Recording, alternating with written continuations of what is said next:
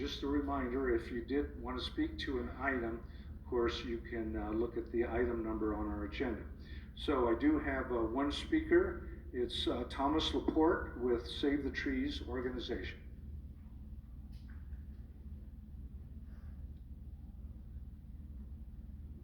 Thank you very much. Honorable Mayor and Council people, my name is Tom Laporte. I live at 18877 North 98th Street. I'm here tonight to give you an update on the Sisu tree situation in the Silverleaf Arcadia neighborhood, because I know you've all been excited to hear about this.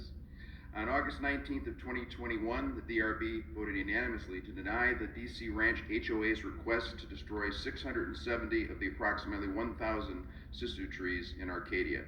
At the conclusion of that meeting, Councilwoman Littlefield strongly encouraged the HOA to engage in discussions with the Arcadia residents in an attempt to achieve a negotiated settlement regarding the trees.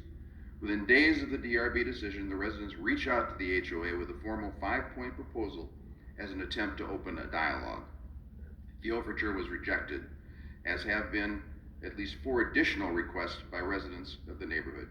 Instead, within weeks of losing to the DRB, the board passed a resolution allowing individual residents to remove the Sisu trees with HOA approval.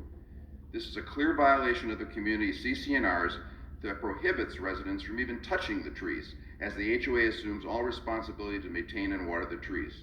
Shortly after that resolution, they passed another resolution that incentivized residents to remove the Sisu trees by reimbursing owners for the cost of that. This is a blatant attempt to circumvent the DRB ruling and thumb their nose at the city. It's kind of like the hitman couldn't make the hit himself, so he paid somebody to do it.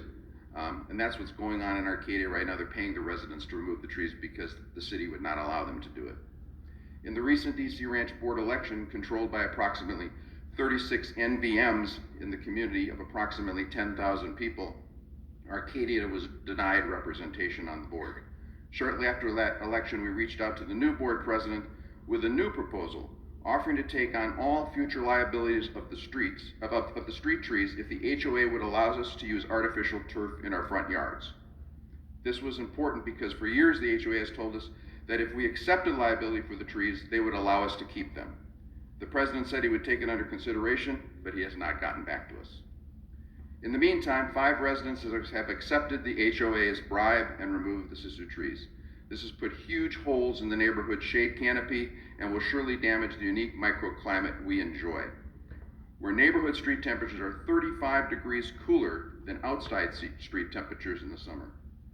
What is the purpose of the Scottsdale design principles that call for the creation of shade canopies and new committees if we're going to allow a rogue, environmentally insensitive HOA to destroy all that has been created in 20 years? Tomorrow we will file 5 code enforcement requests with the city.